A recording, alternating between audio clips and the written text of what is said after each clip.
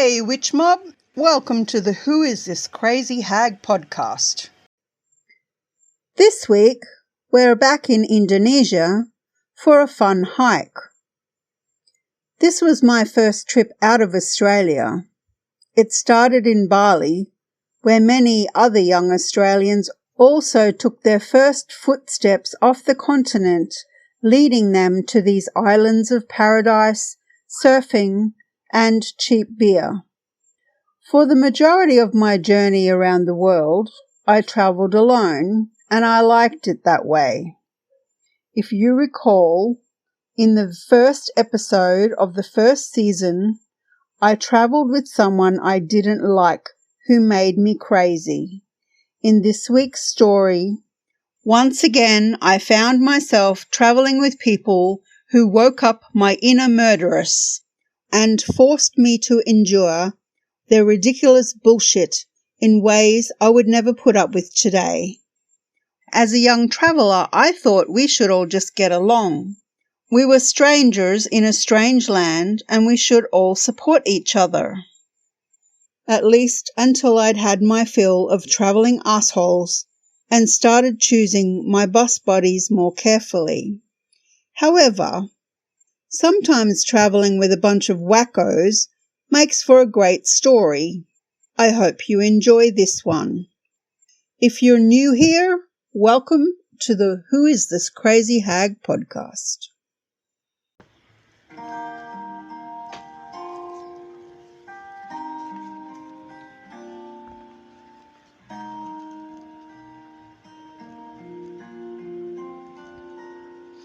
If your ideal vacation includes lounging in hammocks and reading books, Secret Garden could be the perfect spot for you.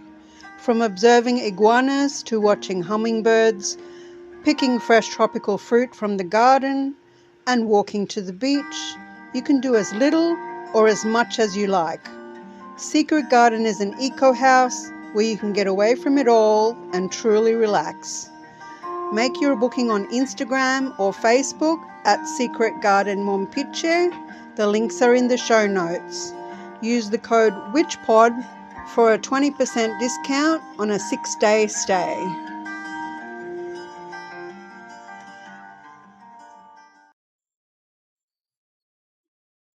This story takes place in Indonesia and it's called On the Right Path. My English friend James was teaching advanced language classes at Surabaya University. His Italian girlfriend Cara taught at the Adventist language school. Their friend Daryl was also a teacher and also happened to be English. Not originating from Europe, they were constantly ribbing me for being the odd one out. Still quite young and just beginning my journey around the world, I hadn't yet met many people of different nationalities. However, after spending countless nights observing skeptically as the trio gradually became under-the-table drunk and bickered bitterly over nothing of consequence until dawn, I quickly established I wouldn't choose to be British or Italian if I was paid £1 million. This group of clowns were alternately annoying and hilarious, but I hung out with them because they were mostly fun and I could walk away whenever they weren't. Well, most of the time. At the end of the school year, James and Cara came up with a brilliant idea to get away for the upcoming school holiday. They invited Daryl and I to travel with them to Mount Bromo, an impressive volcano located southeast of Surabaya. James had a friend who lived in Nardash in the Bromo Tengger Semeru National Park, where we would go and stay in the mountain village with his family for a week. The break offered clean mountain air, no horrendous traffic, and room to move freely, in contrast with the clogged Surabayan streets. It sounded like a plan. Daryl and I met at work and had spent the previous months teaching a mind-numbing series of intensive English language courses to distracted and yawning Indonesian businessmen. Our brains needed a well-deserved rest. Teaching the same material over and over to people who struggled to understand and barely made an effort to learn did my head in. However, living and working in Surabaya was proving to be an interesting experience. I loved the dynamic port city. We set off in the dilapidated chunk of rusting metal James laughingly called a car, and managed to get as far as Pasuruan without getting lost. Sharing the driving, I drove across the hills and valleys while James and Kara struggled to understand the map and finally ripped it in half while vigorously trying to show each other where we were. "We're here at this point," argued Kara. "No, we're over here," insisted James. When we finally trundled into Probolinggo, Daryl was fed up with their bickering and tore the dissected map from James's hands. After several black curses and a few unintelligible grunts, he informed us we missed the turn-off and were several kilometres off track. In fact, had we kept going, we'd have been in Bali for lunch. James had taken the left fork instead of the right fork after Pasuruan, and we'd been bumping along oblivious to the mistake for over an hour. I pulled over and studied the pieces of the map with Daryl, while James and Kara argued about whose fault it had been that we were lost.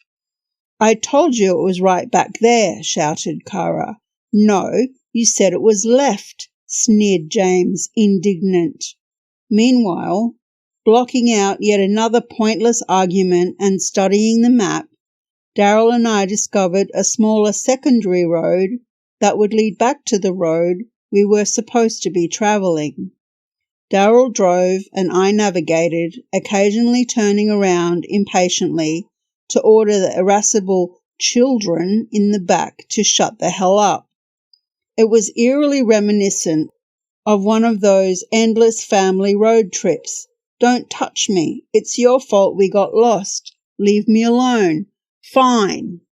Actually, it reminds me of a time when I was a child and we were driving. There were 5 children and my parents, and we're driving somewhere, and there's the whole, "She's looking at me, don't touch me, he's looking at me, she's touching me," and my dad pulls over the car onto the side of the road, snaps his head backwards and stares at all of us with daggers and yells at us, "No one in this car is to ever touch anybody again for the rest of their lives."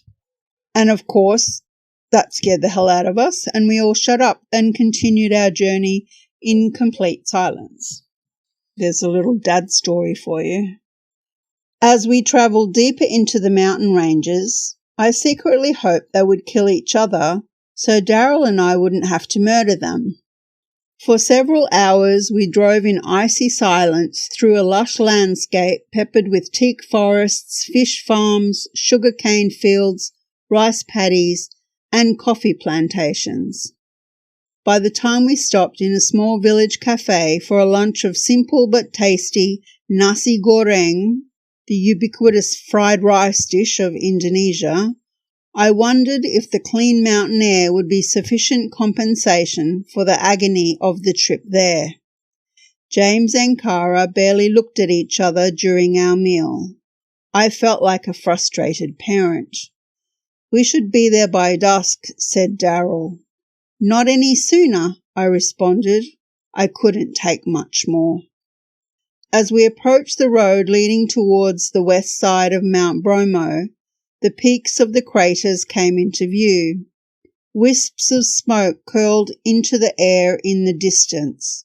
We finally pulled into the pretty hill town of Malang on the banks of Sungai Berantas. Leaving us on the main street, James went to call Lucas and pick up the permit we would need to enter the national park. Happy to be out of the car, we stretched our legs by walking around the centre of the small mountain town. Malang was cool and fresh. The stifling heat of Surabaya had almost driven us insane, and it was nice to walk around without dripping sweat. The town was clean. That impressed us a great deal. Indonesian towns are not usually noted for their cleanliness. As we strolled through the park, past tree-lined streets and stunning Dutch architecture, we followed the winding riverbank and saw some lovely views of the surrounding mountains and volcanoes. Daryl and I were ready to ditch James and Cara and stay in Malang. We were both happy enough to spend our week off there. We could take a local bus back to Surabaya whenever we were ready to go home. A noodle seller changed our minds. When I told him we were heading to Nardash, his eyes lit up and he smiled broadly. He said he was from Nardash and assured me we would love it. I confessed I was thinking of staying in Malang, but he urged me to go on to Nardash to climb the volcano. You won't regret it, he promised. In the end, he was right. Our aim was to go to Mount Bromo to partake of the rare opportunity to experience an active volcano close up. Sharing a look, Daryl and I conceded, and we reluctantly climbed back into the contentious hell car. James drove toward Nardash on the winding and rapidly deteriorating road, with Daryl navigating while Cara and I rode in the back. The trip up the mountain was infinitely more peaceful with those two separated. Even so, Cara was trying. Before we even started hiking, I was ready to strangle this wild Italian who never stopped bitching. It's so hot, she whined. I'm hungry again. Are we nearly there? We stopped from time to time to take photos of magnificent mountain views and finally pulled into Nardash as the sun dipped over the horizon. Lucas was waiting for us in the middle of the village.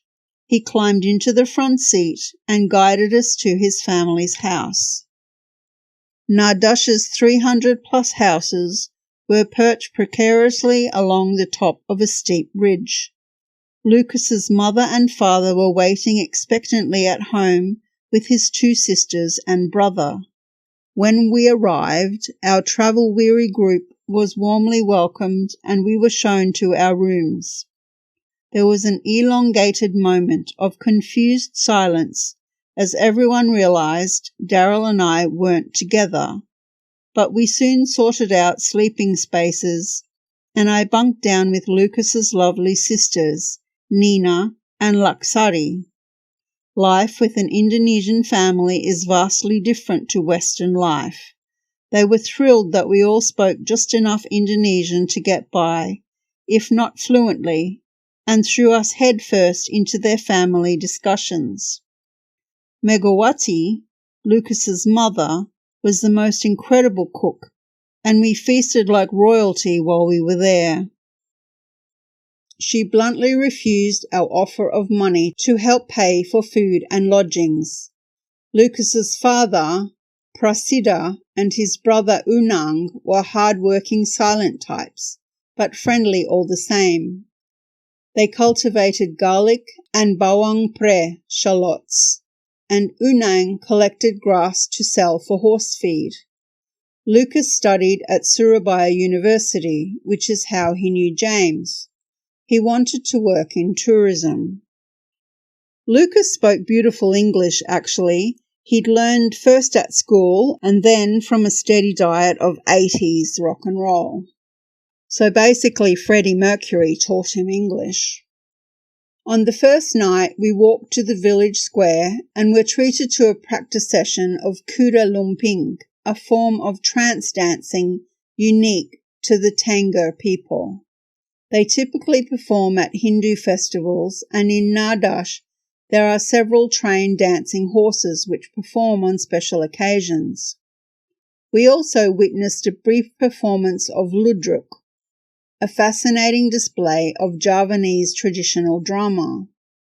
Afterwards, Lucas introduced us to his friends. within 24 hours, we had become part of the hamlet's extended family. One of the reasons I travelled for so long was that everywhere I went, I'd get adopted by families and local people along the way. It was my favourite part of the whole travelling experience. With the bit of local language under my belt, the experience was richer and gave me opportunities to learn more and dig even deeper into the cultures where I was immersed. So being adopted and kidnapped occasionally by families was a very welcome experience for me.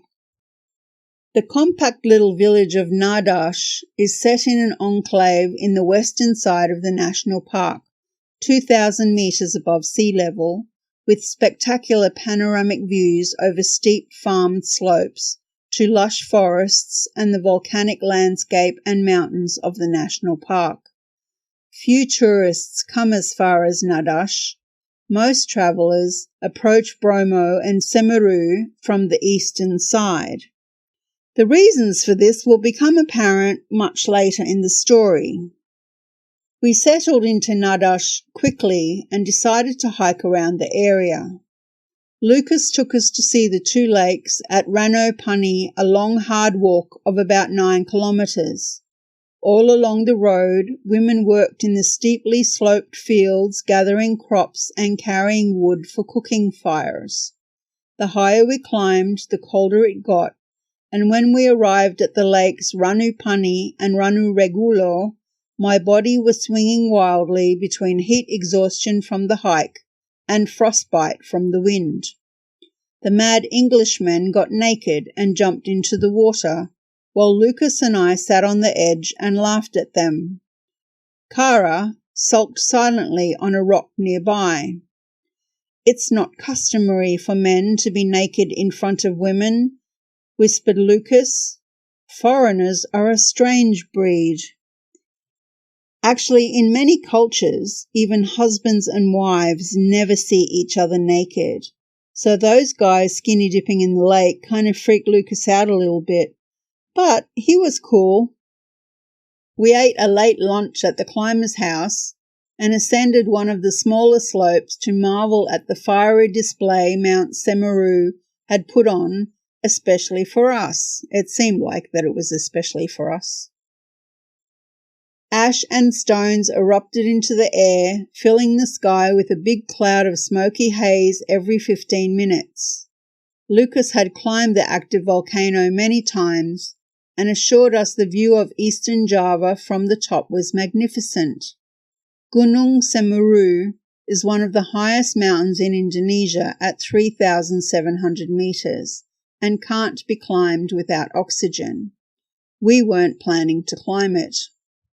Thankfully, we were spared the torture of the traditional pre-dawn tourist trek up Bromo that some enterprising sightseeing freak had decided was the best way to truly appreciate the steaming volcano and its surrounds. Usually, a dozen sleepy tourists are dragged unceremoniously out of bed at 3 a.m. to haul themselves across the sea of sand and up the crater rim to experience the mountain at first light for what is billed as one of the most spectacular sunrises on Earth. After all their effort, they were often disappointed by total cloud cover. I'd actually heard tourists complaining about this while I was in Bali. They would talk about their tours in the bars and complain that there'd been complete cloud cover and they'd gone to all this effort and seen absolutely nothing except fog. Lucas planned to take us up from the western side of the mountain. We would spend 2 days hiking through the national park, where we could avoid hundreds of tourists perched on the rim, suffused with the silly atmosphere of a circus tent at sunrise. Our trip to the crater of the volcanic mountain began peacefully as we marched along narrow ridges and over steep hills. I loathe climbing mountains, but somehow I have always managed to unintentionally get myself atop summits all over the world. I always said that if I was meant to climb mountains, I'd have been born a mountain goat, and yet here I was, on top of another fucking mountain. Mount Bromo smoked away as the distance as we hiked up and down rocky slopes. As we rose over a small ridge looking towards the eastern range of Mount Tengger, an unbelievable panorama of volcanoes protruding out of a huge crater spread before us. Clouds hung menacingly in the air, reaching down to tickle the summits and tease the tourists. In the distance, Mount Bromo was ringed with fluffy white cloud, and a plume of smoke reached into the sky. The peak of Pananjakan rose majestically behind Bromo. The non-active volcano of Mount W.I.T.C.H, with its almost perfect cone, sat alongside it. Lucas had promised us a visit to the Widodaran cave near W.I.T.C.H with its sacred water and sacrificial stone.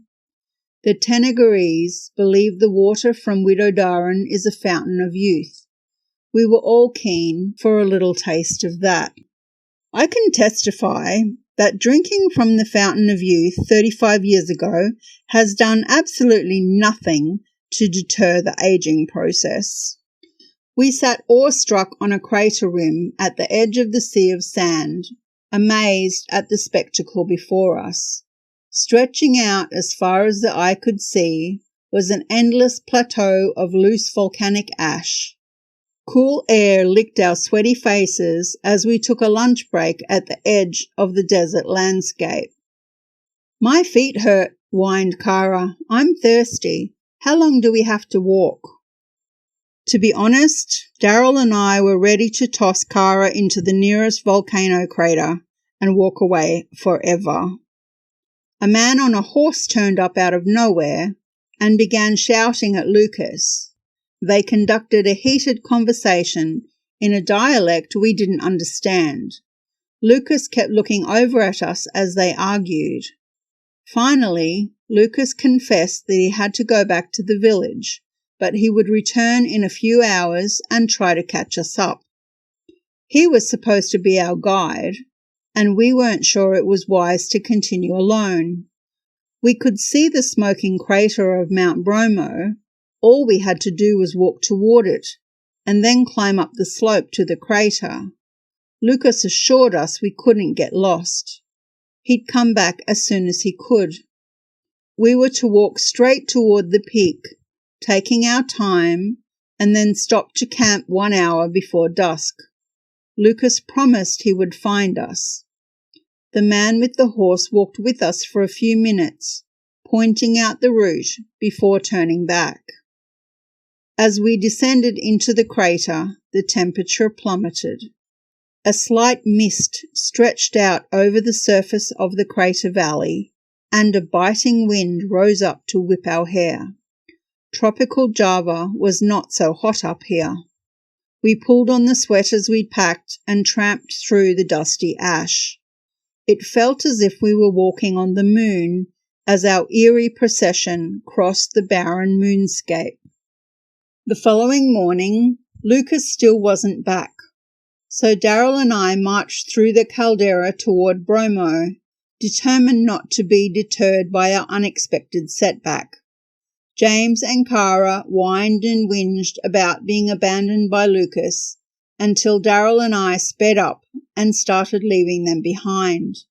Noticing they were lagging, they wisely decided to save their breath for the trek and begrudgingly plodded closely behind. We may have felt slightly bad if we'd managed to leave them behind, but only slightly. Actually, James was okay, but Kara was the absolute worst, and she brought out the worst in James. He was actually an amazing person without her. As we crossed the sea of sand, the volcanic desert was eerily quiet. Our walking boots made no sound. I enjoyed a long moment of solitude, looking back to see the majesty of Mount Semeru, its massive peak wreathed in marshmallow clouds. A few hours later, twisted waves of solid lava rock appeared before us. We scrambled over the uneven surface, climbing ridges frozen into grotesque works of natural art. Darrell and I saw faces and animals in the shapes and pointed them out to each other. Lacking imagination, James insisted we were mad. Evil-smelling sulphurous fumes reached our nostrils and the temperature rose noticeably. The slopes of the volcano loomed above us. The legend of the creation of Mount Bromo emerged in the 14th century after the reign of the last king of Majapahit. Brawijaya, one of the king's wives, ran off and married her lover, Joko Seger, and was forced to leave the kingdom. The couple settled on the mountain and named it Tengger.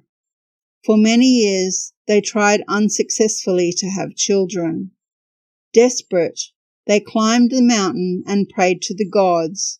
Betara Bromo, the god of fire, promised them many children, but only on the condition they sacrificed their youngest. Brawijaya had 25 children, and the youngest, Kesuma, was to be sacrificed. Brawijaya and Joko hid him. Angry at their betrayal, the volcano erupted, and, despite their efforts to save him, Kesuma fell into the crater. To commemorate the sacrifice, a ceremony called Kasada takes place on the full moon of the 14th day of the Kasado month. This is about the middle of the year, depending on the Javanese calendar. Sacrifices and offerings of crops and livestock are offered to the volcano to express gratitude and ask for protection. The Tenggerese tribes, descendants of Roro Anteng and Joko Seger, gather in the Sea of Sand for the holy festival of Thanksgiving and embark on the annual pilgrimage to the home of the fire gods to ask the supreme god Hyang Widiwasa for his blessings. At the base of Bromo, we searched for a path to the caldera. Walking around the craggy perimeter, there didn't seem to be an easy way to climb to the rim. We should walk around a bit further, suggested Darrell. There's probably an obvious way up. That will take hours more hiking, complained James, eager to get to the top. Let's just go up here. Lucas was still nowhere in sight. We doubted he was coming back at all.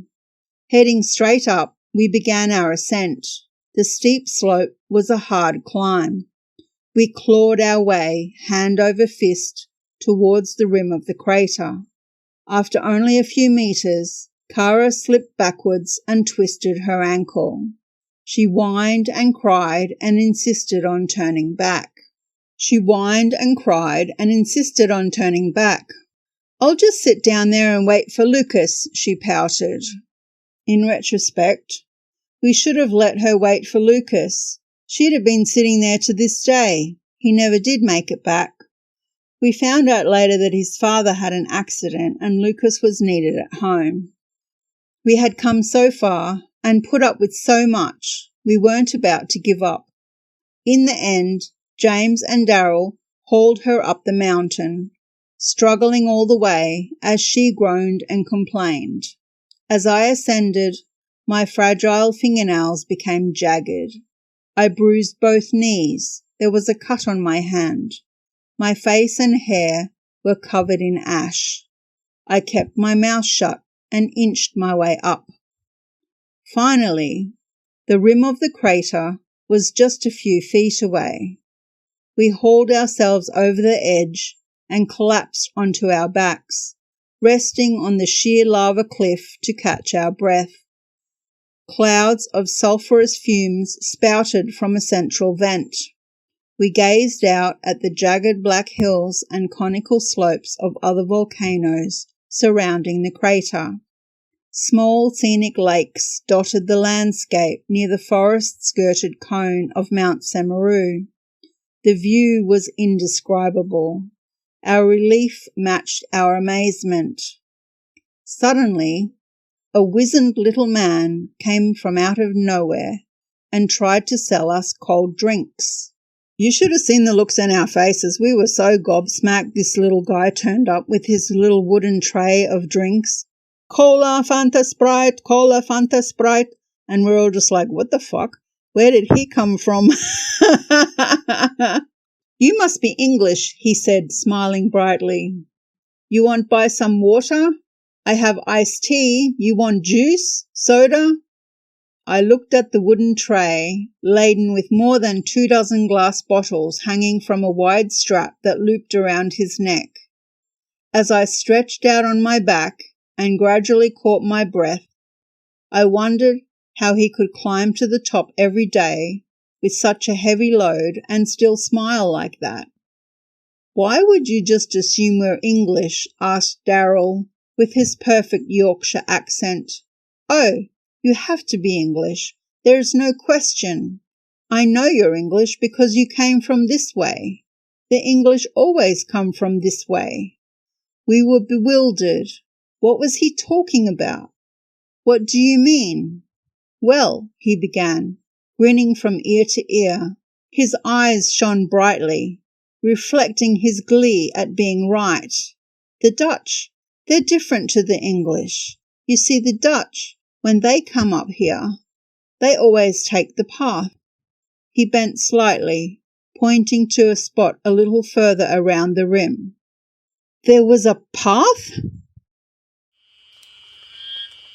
Hey there, love bugs! Welcome to the jungle! I'm Nancy Miarelli, your guide to the ecological and entomological, i.e. bug, wonders of Ecuador. With my master's in entomology and a passion for ecology and conservation, I'm here to take you on an unforgettable adventure through the mega diverse forests and more lush than you may have expected mountainsides of Ecuador. This year, I'm excited to offer 2 unique science-focused tours.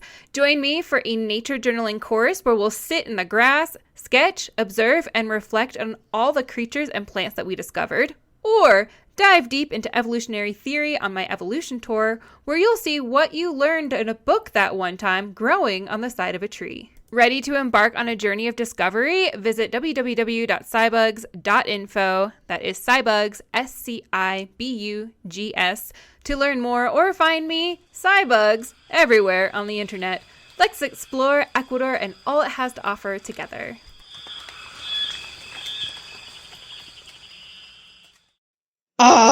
And also,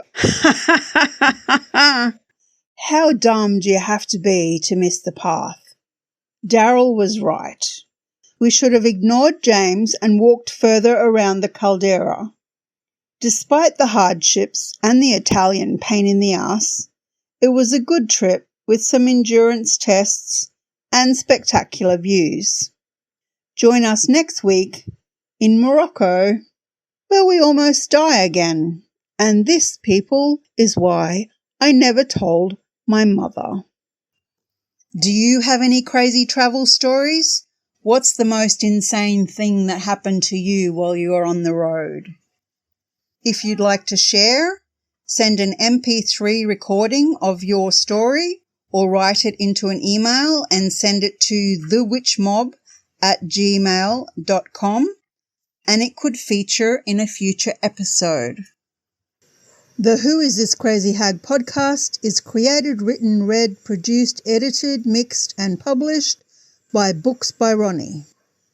If you'd like to grab a copy of Few Are Oo, Travel Tales I Never Told Mom, find the paperback on Amazon or email thewitchpod@gmail.com to get an ebook.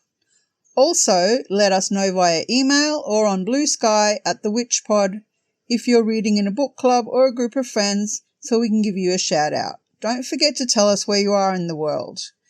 You can visit The Witch Pod on Spotify, YouTube, Amazon Music and Castbox, and also Substack and Patreon. See you next week.